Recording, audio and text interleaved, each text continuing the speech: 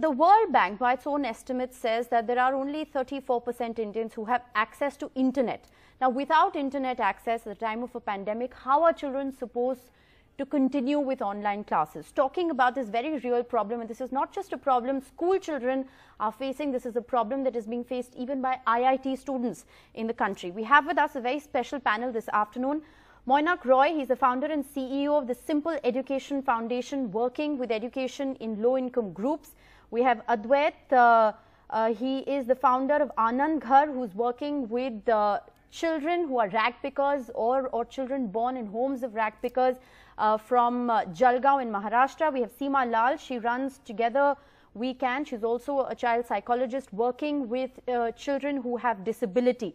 Well, appreciate you all for being with us on the broadcast this afternoon. Moinak, if I can begin by asking you, you work with, children of the low-income groups. How difficult has this pandemic been in terms of providing accessibility, to an education system to those children? I think it has been extremely difficult. I think we are almost 70% of students in low-income schools do not have access to devices which will enable them to access internet content, and that sort of increases more as you go in the rural spaces. So I think that's been a massive challenge for sure. And again, just with not having schools, regular schools, I think the impact on their mental well-being and their emotional well-being has been exacerbated by the whole pandemic. But I know it's unfair to quantify something like this and very difficult to quantify it. But if you just look at, the straight figures, there is a KPMG survey that shows very clearly that, the education sector, India's online education sector currently has 9.6 million users. The survey says that the potential market in India is 250 million. Now, while that's great in terms of establishing potential, it also highlights how big the divide is. Advait, you work with, rag picker children in Jalgaon in Maharashtra. You enable them to be a part of mainstream education system. I want to ask you, how has this pandemic been for them? Do they have access to any kind of education? And how big a setback is it going to be for children like them? Yeah, so here when we talk about the children who do not have the access to the internet, we are also talking about the millions who are not even part of the formal school education system right now.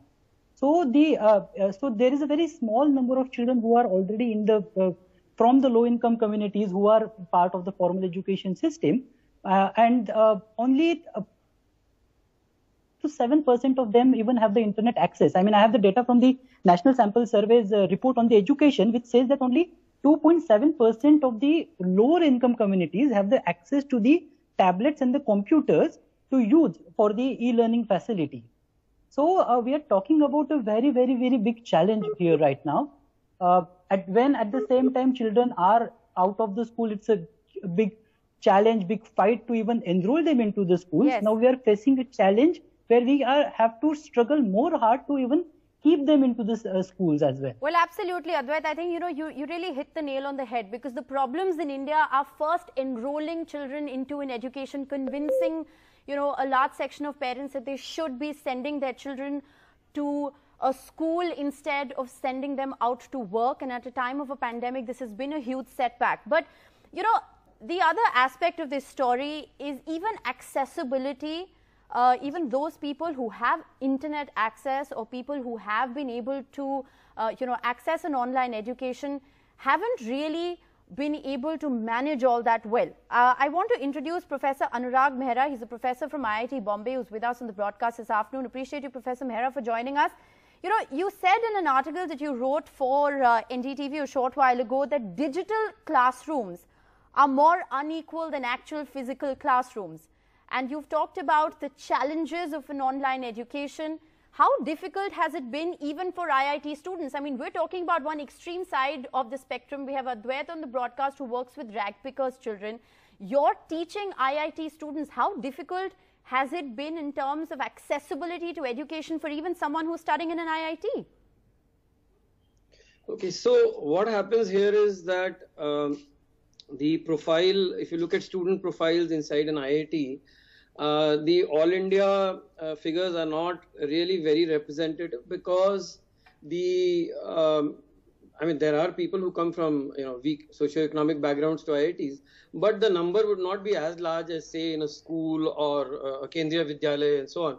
But I still think, I mean, we are carrying out surveys at the moment to find out what the exact extent of the problem. But I would say, about 20% people will have difficulty in, accessing continuous online classes. Right. So, yeah. So now the problem is, how do we overcome this challenge?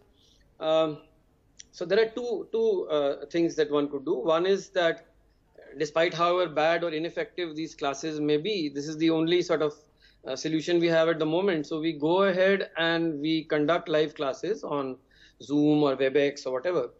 And for those who are unable to attend, we will have to provide some compensatory mechanisms. Now, that's a separate kind of, requires a deeper thought in terms of what could you do for students who have not been able to attend the live class, but maybe watch a video recording of the live session. Professor, if I can just very briefly interrupt and ask you a question. IIT education, is very overwhelming.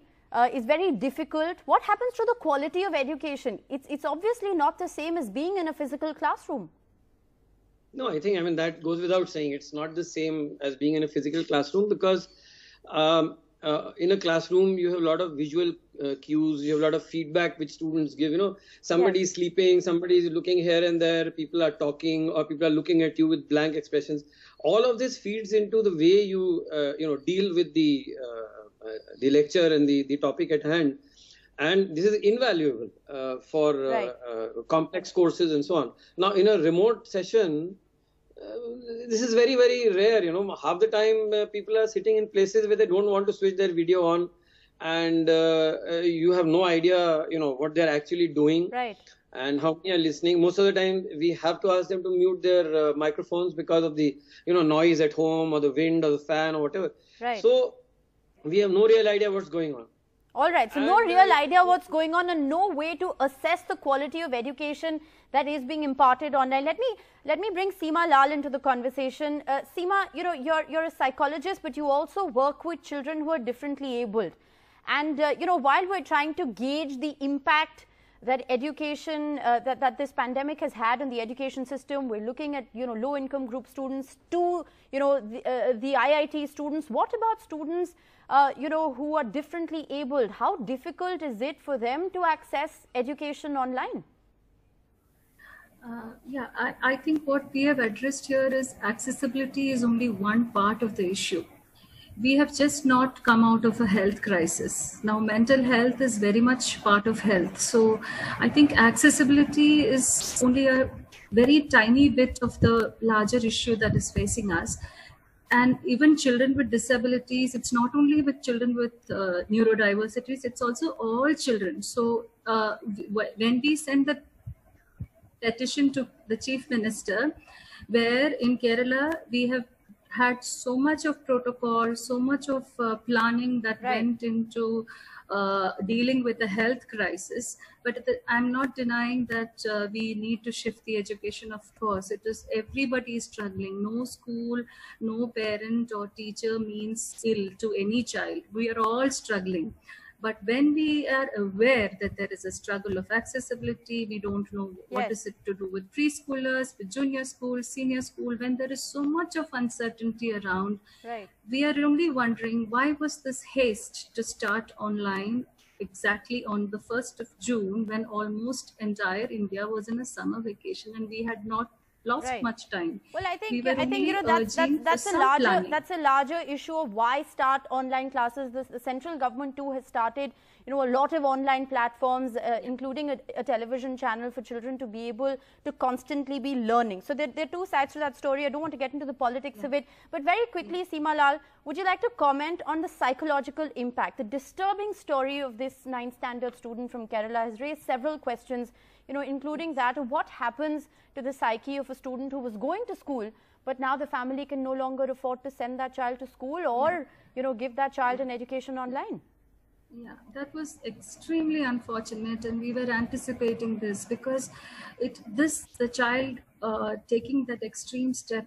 We don't see it as an accessibility issue. It is a mental health issue, Yes. Because children were already in a lockdown situation, and their biggest source of resilience building was play and peer interaction, as in real time peer interaction. That is how they build resilience, which was cut. Every child is sitting in homes there where parents are worried. Many have lost jobs. They are listening to news of the pandemic. And this was happening for entire 2 months in every home with every child, every adult.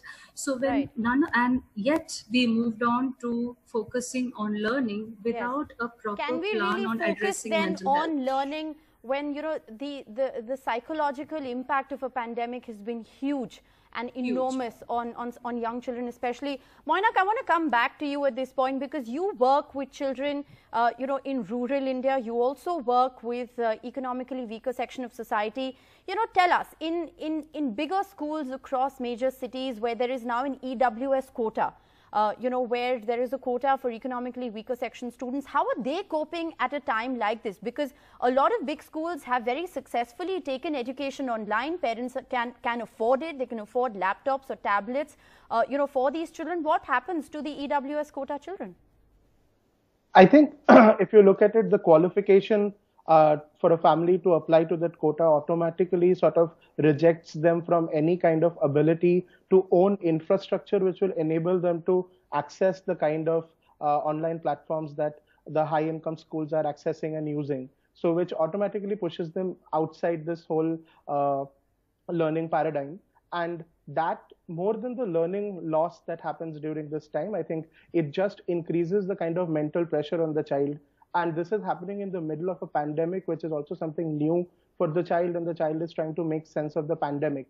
So overall, you have multiple mental and emotional stresses that are acting on for a child from a low-income community, and that is the need of the hour right now. I think we have had conversations around education and learning loss, but for our children, we need to move focus and ensure that their well-being is front and center. You know, it's very interesting that you talk about learning loss. Advait, you deal, you know, with a section of students, and you told me in an earlier conversation that 95% of these kids don't have smartphones or TV, so an online education is not a possibility. You're essentially enabling these students to get into mainstream schools. How big a setback has this been for learning, for the basic ability of younger kids to be able to grasp and understand concepts?